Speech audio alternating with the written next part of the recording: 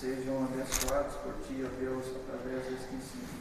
Se também, ó Deus, com seus professores, ó Deus, dando o entendimento da Tua palavra, para que eles possam, ó Deus, transmitir a Tua verdade. Cuide de nós, ó Deus, em nome de Jesus. Amém. Amém.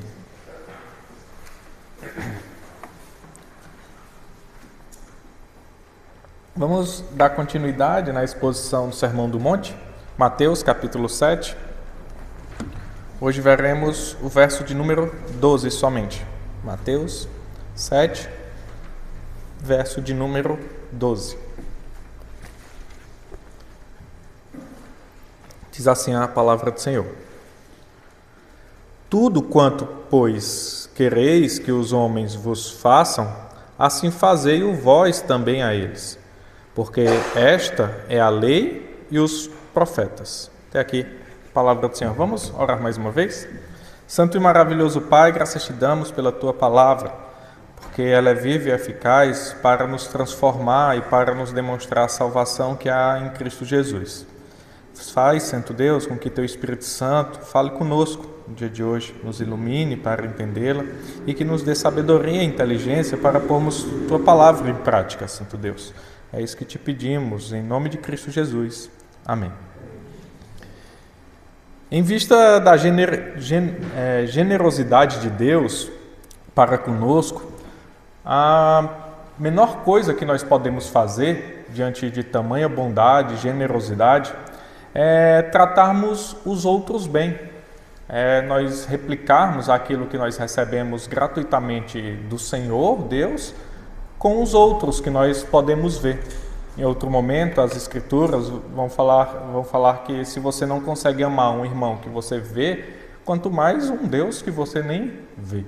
Então veja, diante da bondade do Senhor, diante do entendimento da graça salvadora, de tamanha misericórdia que foi derramada sobre você, a mínima coisa que as Escrituras demonstram que nós devemos realizar é tratar os outros bem. É sobre isso que o Senhor Jesus vai tratar nesse pequeno verso, mas com grandes verdades. Ele traz um grande ensinamento nesse verso de número 12. Veja que uma coisa a princípio, antes de observarmos mais a fundo, o texto não está aqui fazendo uma troca.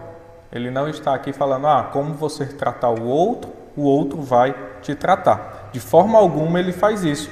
Ele não diz que você será tratado da forma que você tratar os outros. Ele diz que você deve tratar como gostaria que te tratassem.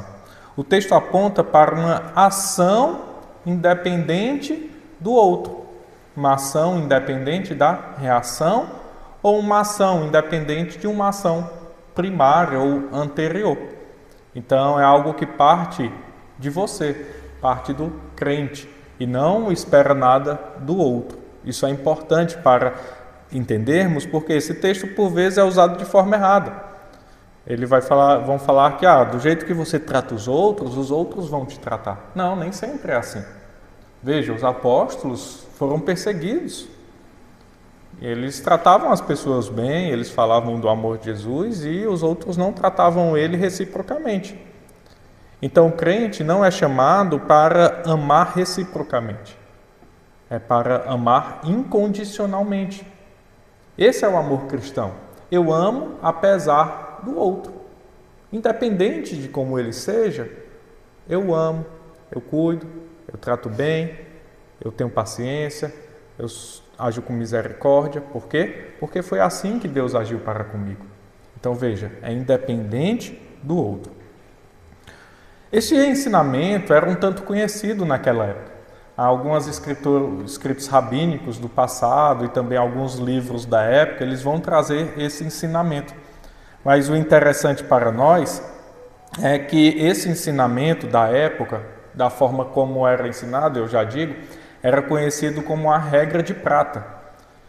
Ele era mais ou menos como alguns utilizam hoje, né? Ela fala assim: não faça com os outros o que você não gostaria que fizessem com você. Isso é um ditado bem conhecido, né? Não faça com o outro o que você não gosta que façam com você. Isso era a regra de prata, era uma regra muito famosa, era um escrito em ensinamentos do cotidiano naquele período. E também até os dias de hoje. Porém, a forma como Cristo utilizou, ele muda completamente o entendimento. E muda completamente a ação que aquela pessoa que recebia esse ensinamento teria que realizar. E aí então esse texto ficou conhecido como a regra de ouro. Não mais de prata, agora a regra de ouro. E já já nós entenderemos. As palavras do Senhor, elas são transformadas. Elas saem de uma forma passiva para uma forma ativa. Veja, como era o ensinamento, ou como alguns ainda falam no dia de hoje, não faça com os outros o que você não gostaria que fizessem com você. E para realizar isso, o que você tem que fazer? Simplesmente nada. Você poderia ficar parado e não realizar nada, dessa forma o outro não realizaria nada com você. Eu não vou fazer com aquela pessoa nada, porque eu não quero que ela faça nada comigo. Então esse era o ensinamento, a regra de prata, era um ensinamento passivo. Você não tinha que realizar uma ação. Porém o Senhor, ele coloca um peso agora nessa verdade. Ele coloca que os seus discípulos e o cristão agora ele tem que agir. Veja, o ser crente não é algo passivo, mas é algo ativo. Você não é crente parado, você tem que tomar uma ação. É esse o ensinamento que o Senhor está dando para os seus discípulos. Aquele ensinamento que vocês conheciam, não faça ao outro o que você não gostaria que fizessem com você, deixa ele para lá. Ele agora fala, faça ao outro o que você gostaria que o outro fizesse por você. Veja, sai de um estado para um estado ativo. Sai de um estado passivo para um ativo. Isso é o que o Senhor está ensinando. Esse texto também, ele vai ser a moldura do Sermão do Monte. Alguns vão falar isso. Por quê? Ele está chegando no fim, o Sermão do Monte. Ele meio que acaba aqui, então o Senhor conclui nos próximos versos que veremos em outro domingo. O Sermão do Monte começa no capítulo 5, com uma introdução. 5:17, se os irmãos olharem lá, ele vai falar: não penseis que vim revogar a lei ou os profetas. Não vim para revogar, mas vim para cumprir. Isso aqui é outra moldura. E o que vem no meio, entre os capítulos 5:17 e os 7:12, é o ensinamento grosso que o Senhor está dando, é a lei de Deus que ele está demonstrando. Ele introduz, tem o conteúdo e depois vem a conclusão. Então aqui será a moldura do seu sermão. Isso é importante para nós entendermos o que vem a seguir. Ele concluindo, demonstrando com base nisso que ele está falando, os que são e os que não são. Se você observar os textos a seguir, a partir do verso de número 13, pode ser por esses títulos que tem aí na sua Bíblia mesmo. Ele vai demonstrar as duas estradas, ele vai demonstrar os falsos profetas, que ele vai falar dos bons frutos e maus frutos, e ele vai demonstrar os dois fundamentos, que é aquele que constrói em um lugar bom e que constrói em um lugar ruim. Então ele vai dizer, existem dois tipos de pessoa com base nisso tudo: as que fazem e as que não fazem. Não tem um meio termo.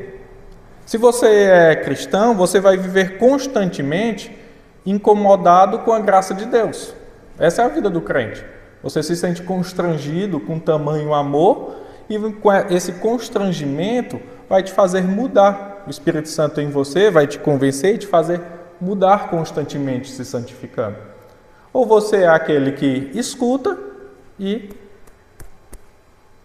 é isso mesmo, e continua a sua vida. Essa é a conclusão do Senhor que veremos depois.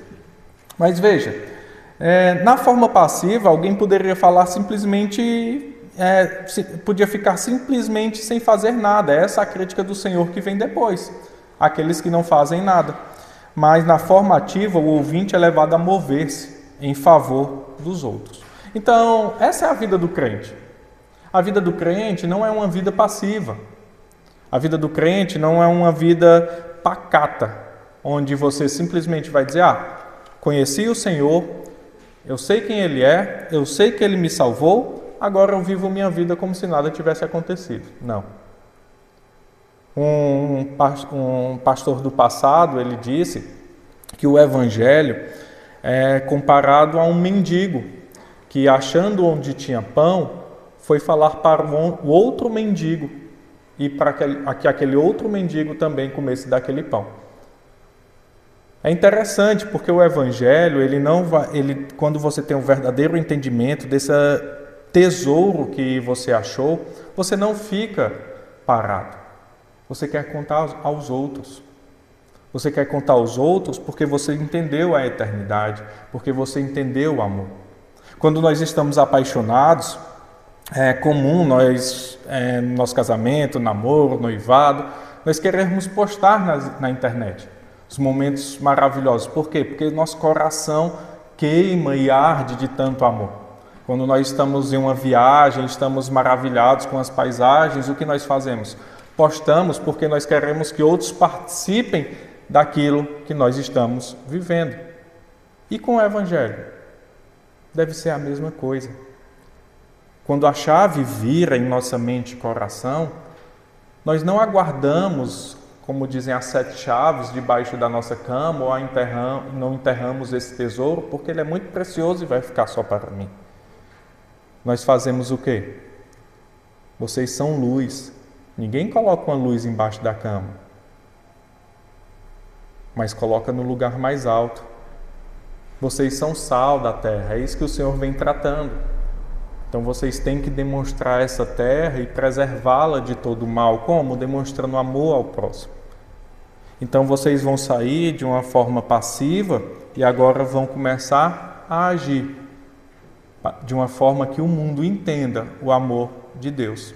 É isso que o Senhor está falando nesse pequeno verso. Tudo quanto, pois, quereis que os homens vos façam, assim fazei-o vós também a eles.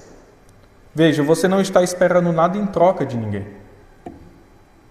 Essa é uma verdade. Por que regra de ouro? Porque isso muda a sua vida. Isso muda um casamento, isso muda uma amizade, isso muda no trabalho. É muito comum nos casamentos, e isso é muito falado por muitos pastores, talvez você já tenha até escutado, eu estou casando para ser feliz. Não. Você casa para fazer o outro feliz, você casa para evangelizar o outro, para demonstrar Cristo ao outro. É independente dele. Um tempo atrás, eu lembro de ter visto uma postagem de alguém noivando, eu acho que era no casamento, não noivado, já era casamento. Aí postou a foto da troca de alianças e colocou que seja eterno enquanto seja recíproco. Não há uma teologia maior de Satanás do que essa. Já pensou se o amor de Deus por você fosse recíproco? Onde você estaria hoje? Porque a Escritura diz que constantemente nós falhamos e erramos e damos as costas para o nosso Deus. Por mais que seja a menor coisa que você faça. Já pensou se o amor de Deus fosse recíproco? Se Ele não tivesse te amado primeiro, desde a eternidade? Se Ele não tivesse te amado enquanto você ainda era pecador? Então veja, nós somos crentes chamados a amar incondicionalmente como Cristo nos amou, independente do outro, independente do que ele possa me fazer, independente se aquele meu colega me persegue, me ofende, eu tenho que amá-lo, orar por ele. Não estou falando aqui em ser besta. Nós temos nossas leis, nós temos aí nossos direitos e deveres, você pode aí, procurar se estiver sofrendo algo. Mas nós estamos falando aqui de não retribuir mal por mal, mas você amar incondicionalmente as pessoas. Mas ela tem algo contra mim, ame, ore por ela, ore por aquele que te persegue. Faça o que ninguém fez por ele. Talvez ele nunca tenha provado do amor verdadeiro que está em Cristo Jesus. Talvez os seus pais, talvez sua família nunca tenha olhado para ele e falado eu te amo. Deus tem algo bom para você. As pessoas hoje vivem sem saber o que é amor, sem saber o que é uma verdadeira amizade, sem saber o que é um amor fraterno. Não estou falando aqui amor somente de cônjuges, mas o amor fraterno, amor de irmãos, que é como a Escritura nos chama a amar. Amar uns aos outros como Cristo nos amou, nós somos irmãos dele. Então nós devemos amar independente do outro. Tudo quanto, pois, quereis que os homens vos façam, fazei-o vós também a eles. Esse fazei-o é o que dá o norte, é a ordem do Senhor. Façam, vivam assim. Vivam imaginando qual seria a melhor coisa que alguém poderia fazer para você. Traga isso à mente. Como você gostaria que as pessoas te tratassem? Pense na melhor forma para isso. Imagine um mundo perfeito onde as pessoas iriam te tratar da forma perfeita que você imagina. Pronto, agora você vai tratar as pessoas desse jeito. E se elas não te tratarem? Não importa. Você vai tratar as pessoas dessa forma. Perfeito. Como Cristo é perfeito. O Senhor, ele continua seu texto falando: porque esta é a lei e os profetas. Veja, ele está voltando aqui para a moldura do sermão, né? Capítulo 5, verso de número 17. Não penseis que vim revogar a lei ou os profetas. Não vim para revogar, vim para cumprir. Então o Senhor, ele está demonstrando que esta é a lei. O Senhor, ele não anula a lei, mas ele dá o correto entendimento da lei. E aí nós somos chamados a andar na Escritura por outros textos. Vamos abrir agora lá em Levítico 19, verso de número 18. Levítico 19, verso de número 18. Diz assim: não te vingarás, nem guardarás ira contra os filhos do teu povo, mas amará o teu próximo como a ti mesmo, eu sou o Senhor. Então veja, era lei, amará o teu próximo como a ti mesmo. Isso não é algo novo. O Novo Testamento, ele dá luz ao Antigo. E o Senhor diz, não, aquilo não é para deixar de ser cumprido. Olha, as pessoas vão perseguir vocês, depois Jesus vai tratar isso. Vocês serão perseguidos por causa de mim. Vocês serão maltratados, vocês não terão casa, vocês não terão família, vocês não terão mães, vocês não terão pais, vocês não terão a quem recorrer. Mas não se preocupem, vocês ganharão mais mães, mais pais, mais irmãos ao decorrer da jornada.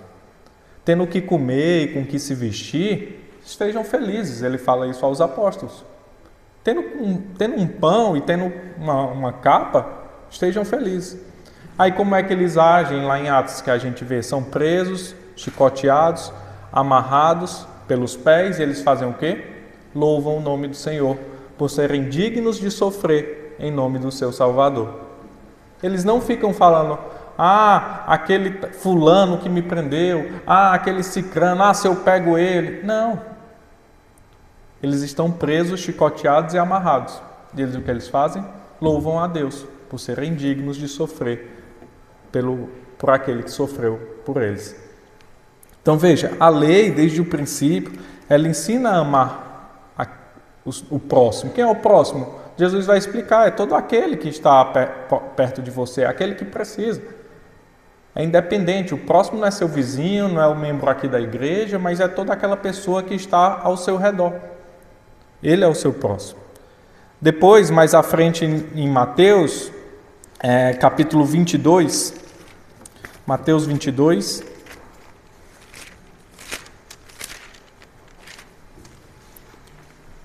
versos 35 a 40. Olha o que o Senhor diz. E um deles, intérprete da lei, experimentando, lhe perguntou, mestre, qual é o grande mandamento da lei? Respondeu-lhe Jesus, amarás o Senhor teu Deus de todo o teu coração, de toda a tua alma e de todo o teu entendimento. Este é o grande e primeiro mandamento. O segundo, semelhante a este, amarás o teu próximo como a ti mesmo. Destes 2 mandamentos dependem toda a lei e os profetas. Então veja, qual é o ensinamento da lei? Qual é o ensinamento dos profetas? Amar a Deus acima de todas as coisas e o teu próximo como a ti mesmo. Veja, o Senhor nunca trata de reciprocidade. Ele nunca trata de trate o outro como você é tratado. Não. Trate incondicionalmente. Ame a Deus, entenda o amor de Deus por você e ame os outros como Deus te amou, sem pedir nada em troca. Pedro, lá na sua primeira carta, ele vai tratar um pouco disso, falando, quem sabe assim, eles não se achegam e conhecem ao Senhor. Quem sabe assim, você não está livrando um pecador do juízo eterno. Porque ele vendo o tamanho amor demonstrado pela vida dele, mesmo ele sem merecer, ele vai se achegar a você, vai conhecer a palavra, vai conhecer o Senhor da salvação e quem sabe não se converte. Então veja, como Deus nos amou e nos chamou, assim nós devemos amar os outros. E quem sabe eles não se achegam ao Senhor. Paulo, ele também tratará isso, e mais em um texto, lá em Romanos, capítulo 13. Olha o que Paulo diz aos Romanos, uma igreja que estava passando por dificuldades. Romanos capítulo 13, versos 8 a 10.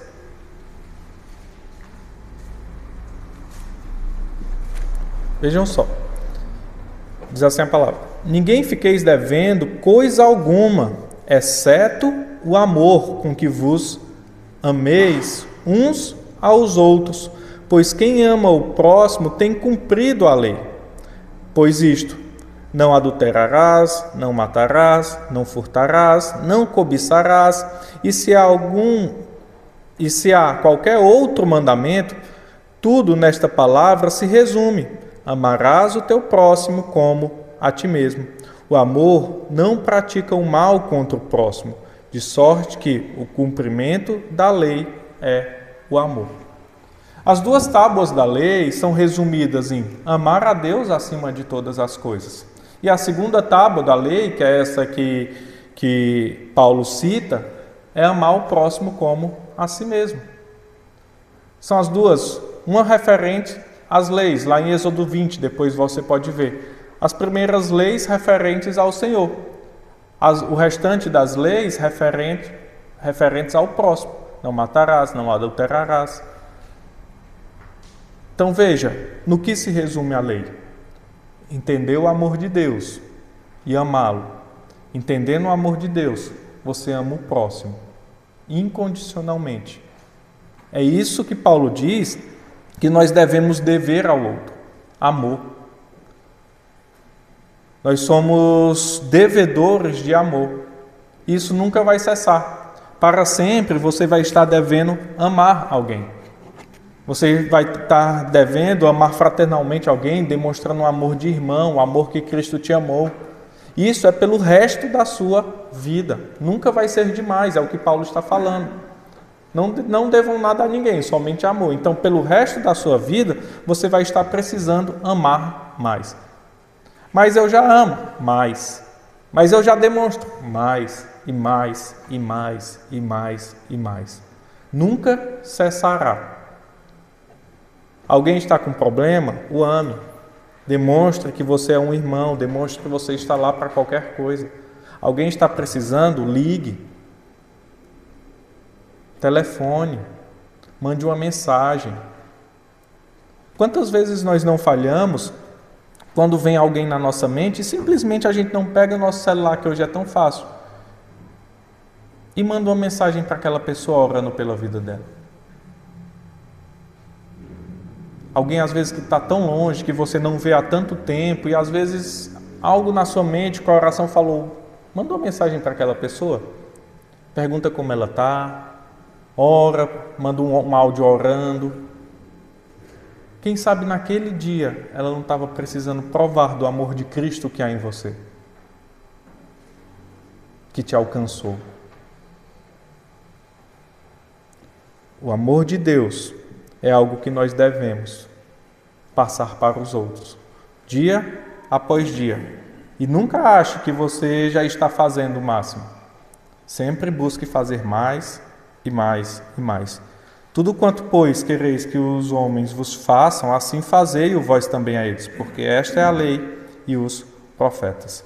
Concluindo, irmãos, esse princípio poderoso nos ajuda a resolver questões morais em inúmeras situações.